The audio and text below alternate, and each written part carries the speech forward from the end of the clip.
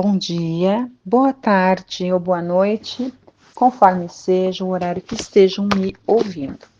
Dando sequência ao estudo do livro Paulo Estevão, essa obra maravilhosa que nós estamos aqui revendo, né? Muitos acho que devem estar relembrando, quem já leu, quem ainda não leu, se estiver acompanhando, espero que estejam gostando. Mas, de qualquer forma, é uma obra-prima de literatura, de espiritualidade, de ensinamentos, de filosofia. Enfim, é uma obra-prima que eu acredito que nós ainda não conseguimos extrair dela nos detalhes que ela traz ali no meio das suas palavras, a gente ainda não conseguiu entender tudo que Emmanuel e Chico quiseram trazer para nós, sabe? Mas vamos lá. Então, continuando, nós estamos aqui Estevão está sendo interrogado ali, né? Ele está ante o Sinédrio, onde ele foi acusado ali justamente uma trama ardilosa que envolveu, né, Saulo. Saulo fez toda uma trama para poder encontrar um delator, um falso delator contra Estevão, e ele está ali. E durante o seu interrogatório, ele já foi tentado de algumas formas ali, assediado, digamos, por Saulo, né, para que ele negasse a Jesus, para que ele reconhecesse ali publicamente que ele estava enganado, que aquele carpinteiro era um embuste, sei lá, que ele arrumasse alguma desculpa para poder parar, né, digamos assim, de seguir Jesus. Ele fazer uma declaração pública de que ele estava errado esse tempo todo em todas as suas falas, em todas as suas maravilhosas pregações que ele fazia ali na casa do caminho. Então Saulo faz esse convite para ele, né, para que ele faça isso publicamente, e ele, nós lemos aqui, ele se fica firme e fiel a Jesus, né? E ele tem se mantido assim. Então, olha, vamos rever aqui o último trechinho do que nós lemos ali a semana passada, né?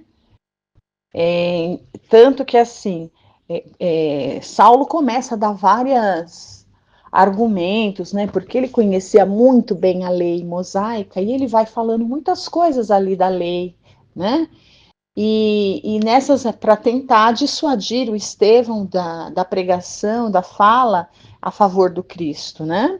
Então, a última resposta, né, que o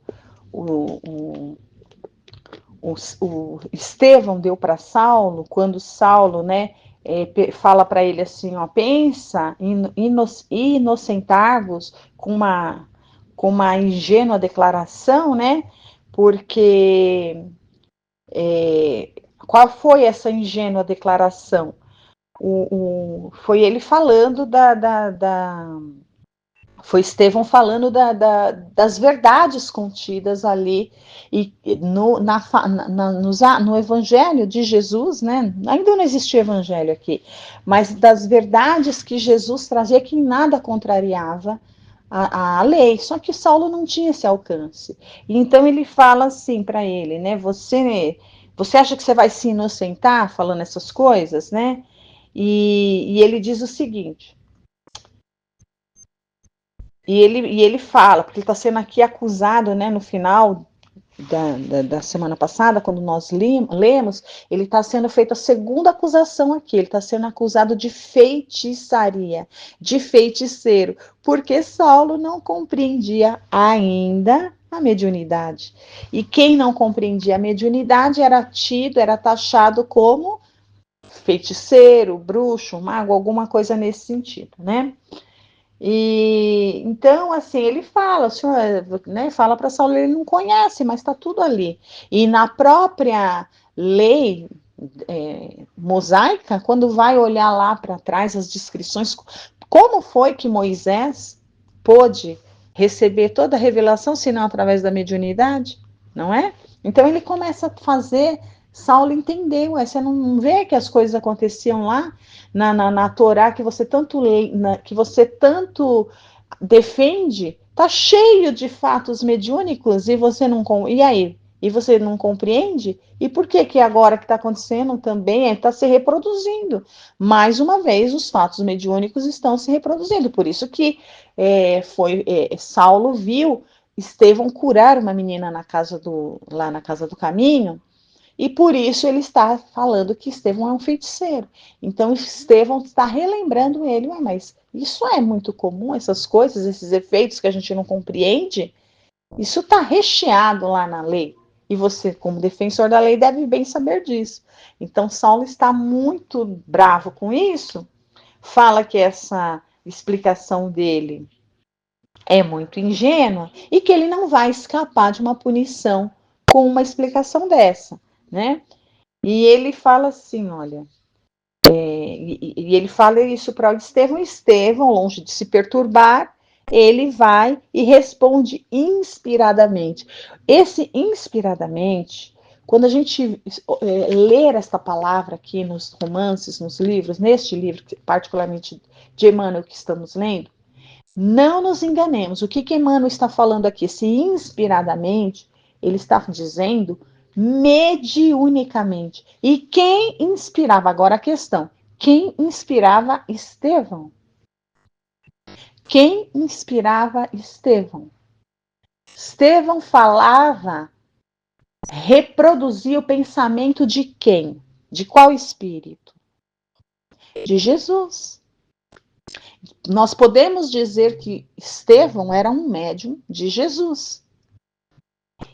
E ele vai responder aqui, olha. Então veja que quando Jesus aparece para Saulo, já haviam dialogado muitas vezes antes, olha aqui, em espírito, só que Saulo não percebeu. Então precisou ficar cego, né, ante um efeito físico material para poder compreender, né? Mas vamos ver a resposta inspirada de Estevão para Saulo.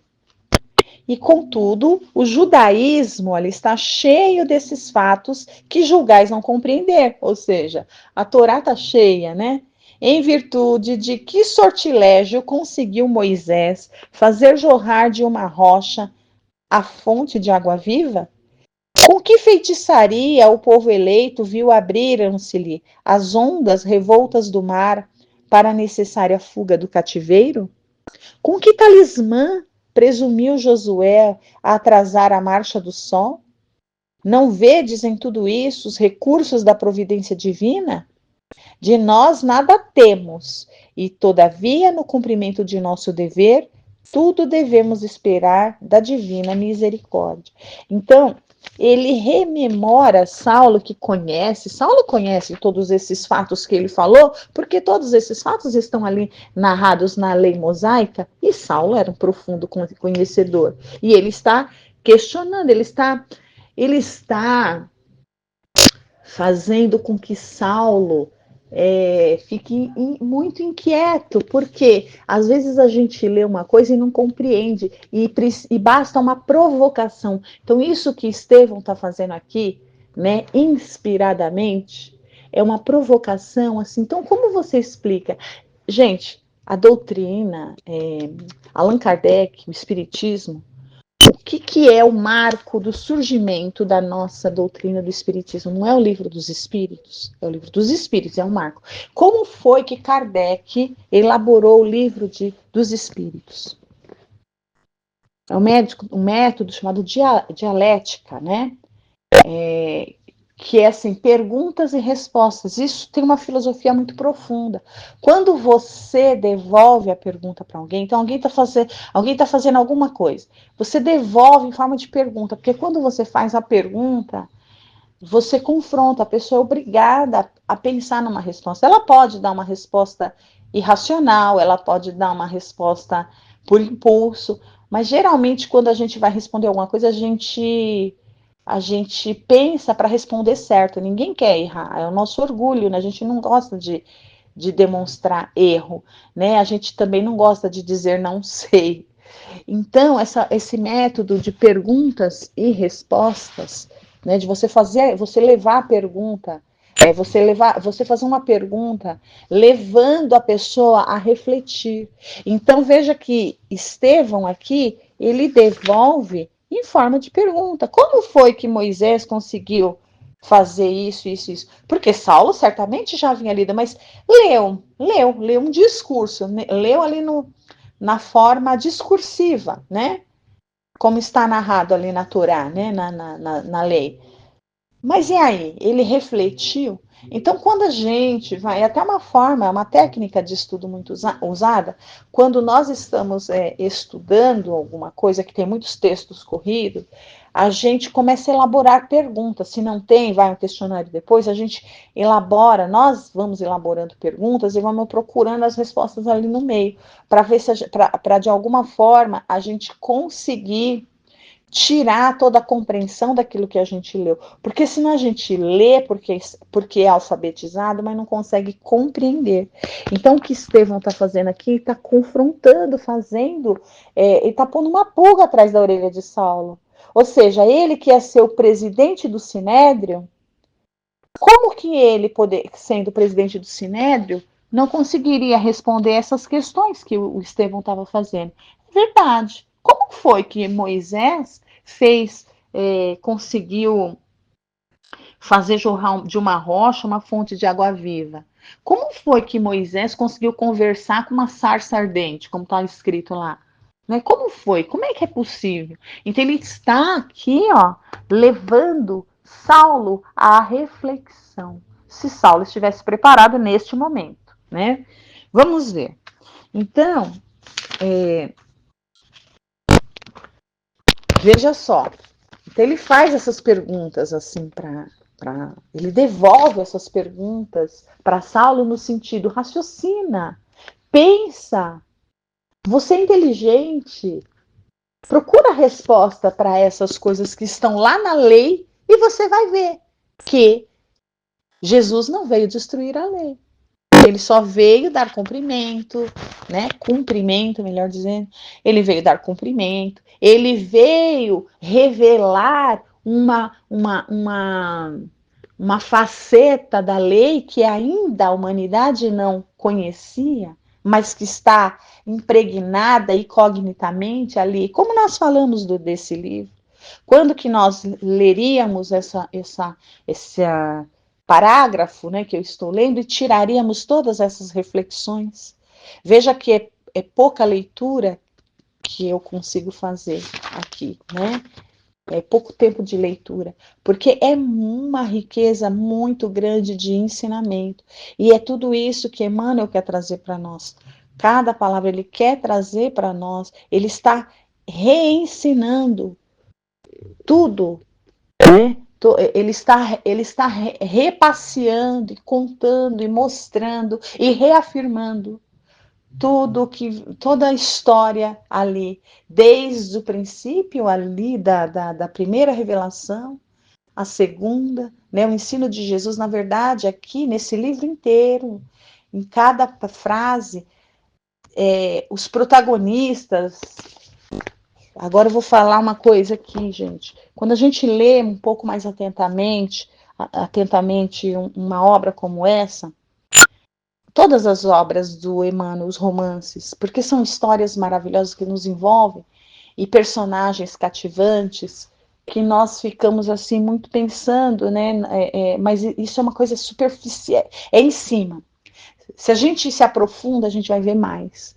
Então aqui, olha, na superficialidade, a gente acha que os protagonistas dessa história, né? A gente vai achar que é Paulo, né? Paulo, que é uma pessoa. Nós vamos achar que os protagonistas aqui são Obviamente, Estevão, Gesiel, Estevão, mesma pessoa, né? Mudaram de nome. Abigail, a gente pensaria, quando a gente vai pensar na obra Paulo e Estevão, a gente imediatamente pode achar isso, que os protagonistas são Paulo, Estevão, Abigail, Gamaliel, aí tem todos os outros personagens ali que orbitam em torno deles, né? O pai deles ali no começo do livro, enfim, né? A gente pode pensar isso, mas eu digo para vocês, se lermos atentamente, não. O personagem principal em torno do qual orbita a história em si é Jesus. E é essa preocupação de Emmanuel e Chico, dos dois, porque, olha, para Chico conseguir captar com tamanha. Aqui, gente, eu penso que, né, entre Emmanuel e Chico havia uma intimidade, como é que eu vou dizer, uma unicidade, uma identidade de pensamento tão, tão perfeita, tão harmônica, que assim o pensamento de um se confunde com o do outro, não houve a menor dificuldade para Chico conseguir trazer para nós, assim, traduzir com fidedignidade o pensamento de Emmanuel. Sabe aquela coisa? Quando Jesus diz que ele e o Pai são uno, ou seja, a identidade de Jesus com Deus é tão grande, ele consegue traduzir tão fielmente a vontade de Deus. Aqui a gente vê isso reproduzido numa escala menor aqui entre Chico e Emmanuel, né? Então, nesse livro, a grande estrela não são esses personagens, é Jesus, é o grande personagem, né? E a prova disso é que a palavra, o nome de Jesus nessa obra aparece, depois tem um número certo que agora eu não me recordo, mas eu vou trazer para vocês quantas vezes é citado o nome de Jesus. E foi feito um cálculo, uma média, por página, quantas vezes é citado o nome de Jesus. É difícil você encontrar uma página que não esteja falando aqui o nome de Jesus, ou Cristo, ou Mestre, ou alguma coisa assim. Tá bom? Então vamos lá. Continuando. Olha, é tão rico que já está dando 17 minutos e eu nem comecei a leitura de hoje. Vamos lá. Então vamos agora. Aí continuando, né, depois dessa provocação que Estevão faz para Saulo, fazendo ele refletir, ele que conhecia tanto a lei, reflita sobre tudo isso que você já leu lá atrás. Então, olha só. Analisando a resposta concisa, reveladora de raciocínios lógicos e retorquíveis, o doutor de Tarso quase rilhou os dentes. Então, quando você não tem resposta, olha o orgulho aqui, você fica louco, né? Um rápido relancear de olhos na assembleia deu-lhe a conhecer que o antagonista contava com a simpatia e admiração de muitos. Como não, né, gente? Porque vamos pensar aqui uma coisa, a gente tem que deixar claro. Não era... Quando a gente fala os fariseus, né? Quando a gente fala fariseu, e a gente vê até aquela descrição que Kardec traz no resumo do Evangelho, a gente pensa que todos os fariseus, ninguém prestava, ninguém valia nada, era todo mundo ruim. Não é, gente. O que eram os fariseus? Era uma denominação de um grupo de pessoas que pertenciam ao Sinédrio, que eram os doutores da lei, tá? Era uma classe social, digamos assim, era um grupo de pessoas, era uma congregação de pessoas. Agora vamos lá. Se a gente fala assim, todos os políticos, que é um grupo de pessoas que são políticas, né? Todos os políticos não valem nada, são todos que é o que a gente ouve, que a gente vê. Vocês vão concordar que isso é 100% verdade? Não, quer dizer que não existe nenhum, nem dois, nem três. Eu acredito que existam até mais, que sejam honestos e comprometidos. Claro que sim. Claro que sim. E é óbvio que eles são a minoria. Tanto que ninguém nem os enxerga, não é assim? Mas é óbvio que existe aqueles que são, né, pessoas de bem, honestas, que estão ali por um ideal de verdade, né? Assim também lá no Sinédrio, entre os fariseus. Eles não eram ali os inimigos declarados de Jesus. Não era isso. Eles não eram os anticristos, tal. Eles eram um composto de pessoas que, em sua maioria, eram conforme aquela descrição mesmo que Kardec coloca no prefácio, na introdução do Evangelho segundo o Espiritismo. A maioria, sim, eram orgulhosos, eram cheios de si, eles ficavam ali muito apegados à letra, né, apegados mais à forma do que ao fundo. E a grande maioria era desse jeito, mas entre os fariseus existiam pessoas de bem, pessoas honradas. Gamaliel era um exemplo, tanto que se converteu como cristão. O próprio que conversou com Jesus ali sobre a reencarnação, aquele senhor que eu esqueci o nome dele, ele é famoso, né? Que pergunta se como é possível um homem entrar novamente no ventre de sua mãe, né? Ele também era um doutor da lei, foi procurar Jesus, e também a história lá, que não está registrada nos evangelhos, mostra que ele também se converteu.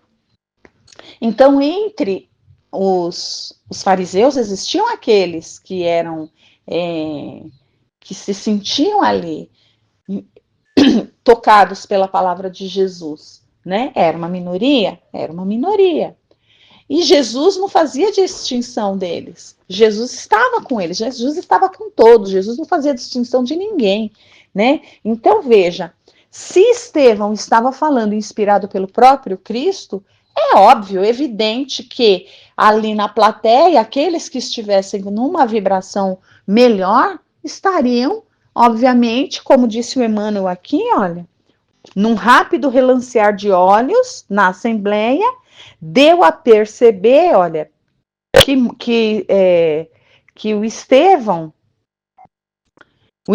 estava despertando a simpatia de muitos, e isso também estava desconcertando Saulo, porque Saulo percebeu que muita gente ali ficou admirada, gostou do que estava ouvindo, né? Eu falei muita gente, pelo menos alguns, né? Não, na verdade, muitos. Olha, o termo que o Emmanuel está usando aqui é muitos. Olha, vou ler de novo. Um rápido relancear de olhos na assembleia deu-lhe a conhecer que o antagonista, né, que era o Estevão, contava com a simpatia e admiração de muitos. E lembrando que esses que estavam na assembleia eram todos fariseus, porque eles não permitiram a entrada dos simples, dos cristãos, né? Na verdade, nem eram chamados de cristãos ainda, dos assistidos, digamos assim, que recebiam assistência na Casa do Caminho e queriam ali torcer por, e também dos discípulos, né? Para eles não foi permitida a entrada. Então, essa admiração era de quem? Dos próprios ali do Sinédrio. E Saulo estava muito bravo com isso, né? Então, olha, isso mexeu tanto com ele, Saulo, né? Chegava a desconcertar-se intimamente. Isso balançou suas estruturas, mexeu com seu orgulho. Era isso mesmo, né, gente? Jesus, ele vem. Quando a gente se defronta com Jesus, não importa se a gente consegue aceitá-lo ou não naquele momento, mas creio que ninguém fica como era. Ninguém fica como era. Pode ficar desconcertado num primeiro momento, né? Mas ninguém consegue ficar da mesma forma ante estar ali diante de Jesus. Ah, mas Jesus não está mais aqui, nós não podemos nos defrontar com Jesus. Jesus não estava lá, não é? Mas ali, através de Estevão, Saulo se viu confrontado com Jesus, por isso que ele estava desconcertado. E isso se dá com nós, quando a gente percebe, quando a gente se abre, quando a gente lê uma obra como essa, quando a gente ouve, quando a gente vai numa palestra, quando a gente está ali na sessão, enfim, sempre Jesus vai falar com a gente através de alguma coisa, de alguém. E aí, nesse momento, nós vamos, ou a gente desperta ali, fica tocado, fica cego e tal, ou a gente fica desconcertado num primeiro momento mesmo, né? Então, olha, como recuperar a calma, dado o temperamento impulsivo que o levava aos extremos emotivos? Então ele estava se perturbado, que ele estava perdendo o controle, né? Examinando a última assertiva de Estevão, sentia. Qual foi a última assertiva, né? Olha, a última, né? Não vedes em tudo isso os recursos da providência divina, né? Ou seja, tudo aquilo que aconteceu, todas aquelas coisas que ninguém explicava, era a providência divina, ou seja, era o próprio Deus. E olha aqui, olha. Examinando a última assertiva de Estevão, sentia dificuldade em coordenar uma argumentação decisiva. Sem poder revelar o desapontamento próprio, incapaz de encontrar a resposta devida, considerou a urgência de uma saída a propósito e dirigiu-se ao sumo sacerdote nesses termos. Aí ele não, né? Ele vai ao sumo sacerdote, olha. O acusado confirma por sua palavra a denúncia de que foi objeto. Acaba de confessar de público que é blasfemo, caluniador e feiticeiro. Entretanto, por sua condição de nascimento, ele tem direito à defesa última, independentemente das minhas interpretações de julgador. Proponho, então, que a autoridade competente lhe conceda esse recurso. Ele simplesmente ignorou e fechou. Ele não quis continuar o debate, porque ele não tinha argumento, né? Grande número de sacerdotes e personalidades eminentes entreolharam-se quase com espanto com a prelibar a primeira derrota do orgulhoso doutor da lei, cuja palavra vibrante sempre conseguira triunfar sobre quaisquer adversários, fixando-lhe o rosto rubro de cólera, denunciando a tempestade que lhe rugia no coração. Ele não conseguiu dar a última palavra, mesmo no Sinédrio. Assim como ele não conseguiu lá na Casa do Caminho, ele não consegue aqui. Só que lá ele queria partir para a briga. Aqui ele se vê numa situação de assim, ele ficou sem saída. Quem joga xadrez, eu não sei, eu não jogo, tá? Mas eu sei que quando você fala checkmate é que você tá sem saída. Aquela frase última que Gesiel fala, né? Em todos aqueles acontecimentos que ninguém tem explicação lá da lei que o Saulo tanto defende, né? Todos aqueles acontecimentos que Estevão narra um por um, e foram só poucos, viu? Ele só falou alguns, não falou todos, não. E ele fala, não vê aí a providência, a ação da providência divina? Devolve com mais outra pergunta. Então, quer dizer, é claro, né? Se tudo aquilo aconteceu, foi porque a próprio Deus permitiu que tudo aquilo ali acontecesse. Eram sortilégios, era feitiçaria, então Deus é feiticeiro. Então, ele dá um checkmate no Saulo, que Saulo não consegue continuar. Ele encerra e fala, vamos ali, ele tem direito a alguma defesa. Acabou, ele não conseguiu ir além. Isso é muito forte, né, gente? E todo mundo percebe que foi uma derrota ali, né? Ele tentou disfarçar, mas foi uma derrota.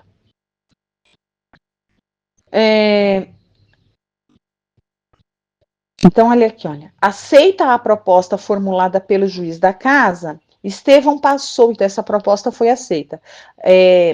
Estevão passou a usar de um direito que lhe era conferido pelo seu nascimento, que ele era judeu. Se ele não fosse judeu, já daqui mesmo já saía para condenação. Levantando-se nobremente, contemplou os rostos ansiosos que o buscavam de todos os lados. Adivinhou que a maioria dos presentes presumia na sua figura um perigoso inimigo das tradições raciais, tal a sua expressão de hostilidade.